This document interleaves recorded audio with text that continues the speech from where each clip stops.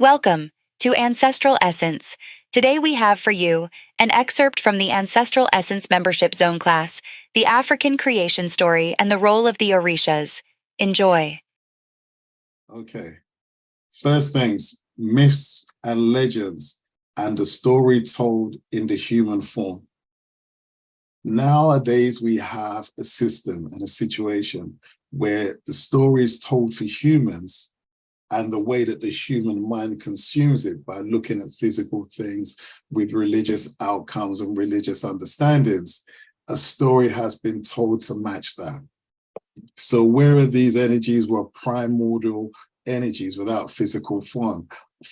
Over the years, the story has now been converted. So we now recognize them as physical forms. They have human ways and they did human things like get married and did much of the stuff that we do. So many stories have been where people, like most holy books, have written a lot of, with artistic license, have put in a load of stories of they did this, they did that, they're responsible for this, they're responsible for that.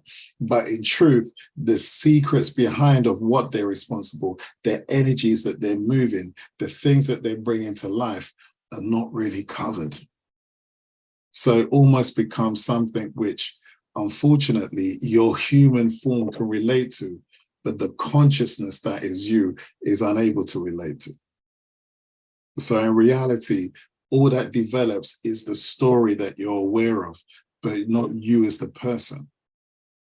All these things were allegories to enable you to be able to find the deeper, more powerful parts of yourself. Find how you control your consciousness and your essence to bring its true magnetic value, to bring its true electrical value, to enable it to bring towards what it needs, and also to be able to create what it actually wants. That was the true purpose behind it. But unfortunately, it has been converted over time into a worship paradigm, where instead of knowing, you're asking or you're begging or you're praying for a more sophisticated way to explain it. And instead of you being in a situation where you realize you're the very thing you're asking for, it has all been put in an external concept outside of you. So most of your mind is focused on, oh, who's gonna make this happen? Who's gonna make that? Who do I need to see? Who do I need to call? How do I need to fast? What kind of rituals do I need to do? This becomes your purpose or your thought that you think is going to get you to where you need to do and what you need to do, where it's merely just a case of you sitting in your seat, sitting in your mind, sitting in your power, and recognizing that your true source of everything is your actual running energy inside you. You have the power to call on anything you need. The problem is through our programming, education, religious instruction, or society norms, you've been told that you don't actually have the power to do these things. And as such, don't trust yourself with what you're able and capable of doing. Now, what I've done is constructed two lists. One list tells the legend and myth story in human form. The other side is exactly the same thing, but in the opposite direction. So whereas we have here Oludumare, Orun, Ikoli Orun, Iponere, the marketplace, the planet, Olokun, Obatala, the chain, all of these are part of the story. And then we do the reverse on the other side, but speak of it from a spiritual and energetic dynamic. Now, in this zone, we're not really working through the concept of what we would do in our courses, where we'd say foundation, intermediate, and advanced. This is just going to be the story in this zone. So some of it may seem strange if you've never heard of it before. But really, we're speaking at the level where essentially you can go back many times and watch it and see if each time you watch it, it makes more sense. Many of the different other things we're going to do as well is at a level, because we're really here. What we want to do is push everyone beyond the ceiling, push everyone beyond the accepted norms, push everyone beyond the accepted limitations of what you think you can do. Yeah, we can take it nice and slow, which is cool.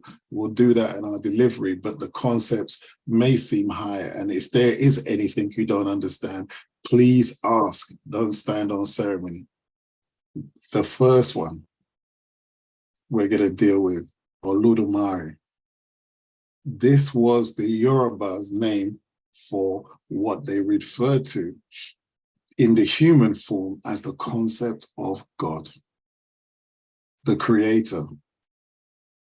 Yeah, the actual Yoruba people themselves are in the story of Ifa. It's not known in that way. That's why we put source of creation. They didn't have a straight concept of what God was. What they effectively had, and I'll explain it more at the end, an energetic frequency that flowed through everything, that allowed all the different consciousness within it, yeah, all the consciousnesses within it to be able to create what they needed to create. We'll speak about that a bit more, because once you appreciate that, everything you're in is created inside your mind. There's no concept. I know people have the concept of outside and inside and all these different things. Sadly, these are language components. Yeah, and language components that are essentially enabling people to be able to use language to direct what you can see and what you can't see in your mind. Yeah, there's many a thing that essentially doesn't and would not exist if you didn't have the language to create it.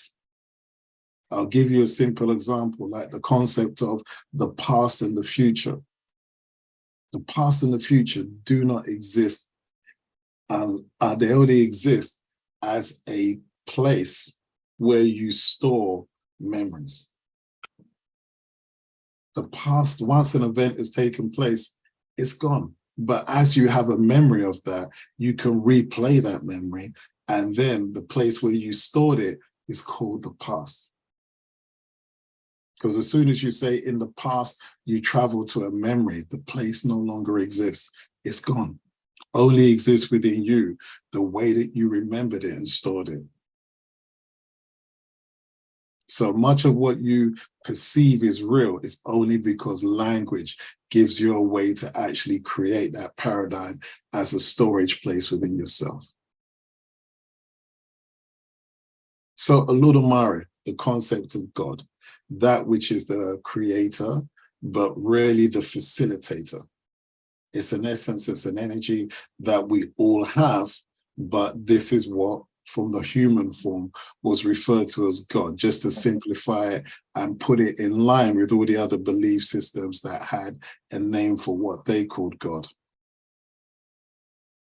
Orun is really the name of what you would call heaven. In honesty, there is a paradigm where what we refer to as heaven or hell, different animals, different creatures, different consciousnesses, all reside in their different places in a dynamic off planet. As in they're not on planet, they're off planet.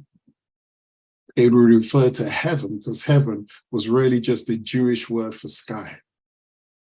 That's where you get the word from. Then when you say our Father who art in heaven, we're really speaking about the sun in the sky, because everyone used to worship the sun and the sun was in the sky and they can't survive without the sun. So that quickly became synonymous with the actual God. Hence you got your Amen Ra, which is just the sun.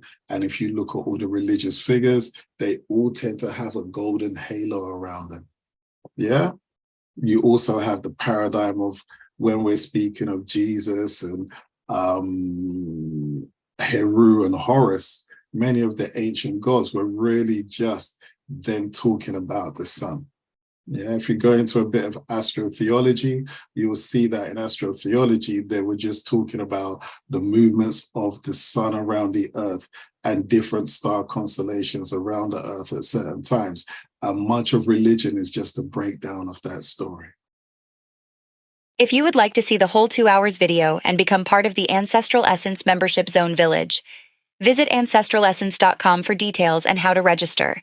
Thank you for watching. See you soon.